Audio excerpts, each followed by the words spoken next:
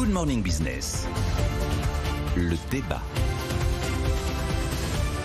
Et c'est non désormais pour les trottinettes électriques. Le 1er septembre prochain, il n'y en aura plus en libre-service à Paris. Les Parisiens ont voté à 89% contre les trottinettes. Jean-Marc Daniel, une nouvelle interdiction, ça vous fait plaisir? Et non. Alors, quand on regarde quand même dans les détails, c'est pas toutes les trottinettes qui sont interdites. C'est-à-dire, c'est des trottinettes en libre-service. Vous avez le droit personnellement d'avoir votre trottinette. Vous pouvez donc non seulement c'est une mesure qui va contre la liberté, mais c'est une mesure de hiérarchie sociale. Il y a ceux qui peuvent s'acheter une trottinette et ceux qui n'ont pas les moyens de s'acheter une trottinette. Ensuite, il y a un problème de représentativité. L'échantillon de votants, donc 90%, c'est un score qu'on ne voyait que autrefois dans les démocraties populaires ou dans un certain nombre de pays à parti unique et enthousiasme convenu. Et donc, fondamentalement, ça fait quand même sur ces 90%, c'est 90% de 100 000 personnes environ. Donc, ça fait 80 à 90 000 personnes qui sont contre dans Paris. C'est quand même pas, sur le plan strictement démocratique, extrêmement représentatif, ce qui permettra à la municipalité de revenir sur son engagement, sur son discours et sur sa détermination vis-à-vis de ces trottinettes. Enfin, le dernier élément sur le plan strictement de l'organisation de la vie quotidienne, si les gens ne veulent pas, ils ne les prennent pas. Et si les gens, effectivement... Non, mais en fait, ce qui était mis en cause, c'est, je parle comme vous, c'est les externalités, c'est-à-dire les accidents de la route et l'incivilité. Oui, j'entends bien, mais ce n'est pas en interdisant quelque chose qu'on supprime l'incivilité et les accidents de la route. Sinon, on supprime l'automobile. Sinon, on interdit le chemin de fer parce qu'il y a de temps en temps des trains qui déraillent. Sinon, on interdit systématiquement les vélos parce qu'il y a des cyclistes qui renversent des piétons. Donc, effectivement, ce raisonnement était un raisonnement qui ne tenait pas. Effectivement, qu'il puisse y avoir des gens qui vont contre un certain nombre de règles de prudence, mais dans une voiture, on met une ceinture de sécurité. On n'empêche pas les gens de circuler en véhicule, on les met avec une ceinture de sécurité. Et je conclurai, puisque c'est lundi, par une citation latine, il ne faut pas se faire d'illusions. Ni il timeo, ni il spero, liber sum.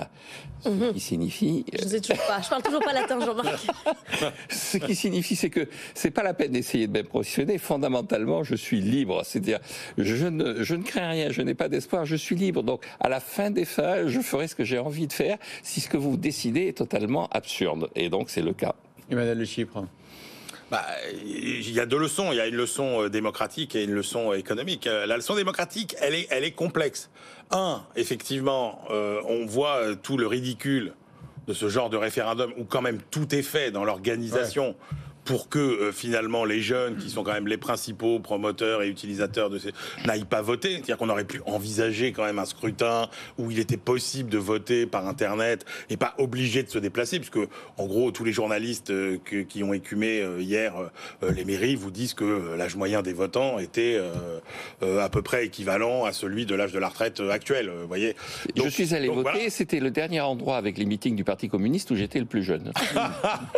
Mais en même temps, la leçon démocratique, c'est aussi de dire attendez les jeunes, vous êtes gentils, mais si vous voulez obtenir gain de cause, il faut aussi vous bouger. Parce que ce qui est quand même passionnant, c'est qu'on a 90% des 7% de votants, 7% de votants quand même, 90% des 7% de votants qui se sont dit opposés aux trottinettes, alors que quand vous prenez les sondages qui finalement s'avèrent plus fiables pour représenter l'état de l'opinion, il y avait quand même 70% des sondés qui étaient favorables à l'utilisation de ces trottinettes.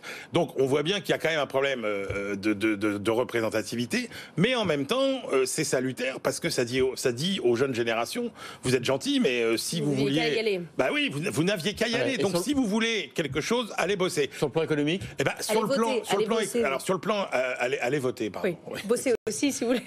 Oui, surtout. Ne considérez pas que c'est un lapsus. Désolé. Si, c'est pas un lapsus, c'est une et la leçon économique, Jean-Marc l'a en partie tirée, c'est que c'est simple. Vous interdisez quelque chose qui fonctionnait par abonnement, qui était relativement accessible, relativement bon marché, et finalement, vous encouragez quoi? Vous favorisez les producteurs et les vendeurs de trottinettes électriques, puisque ce sera le seul moyen, c'est d'être propriétaire, et donc il faut pouvoir se la payer. Donc oui, il y a une forme de discrimination qui fait que, encore une fois, ces politiques que je ne sais pas comment qualifier, c'est même pas vert, etc. Ces politiques, finalement, défavorise encore les Français, les catégories sociales les plus modestes.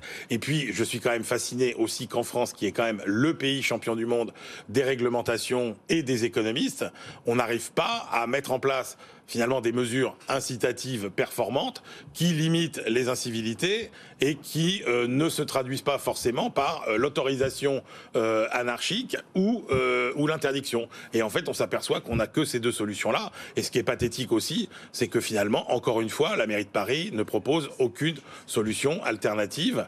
C'est que l'interdiction, donc toutes les contraintes imposées aux automobilistes, contraintes imposées maintenant sur ces trottinettes, alors que la réalité, c'est qu'il n'y a toujours pas grand-chose qui est fait pour finalement développer les nouvelles mobilités. Moi, je veux bien que le vélo soit l'alpha et l'oméga de la nouvelle mobilité, mais c'est quand même un peu court. Merci beaucoup à tous les deux.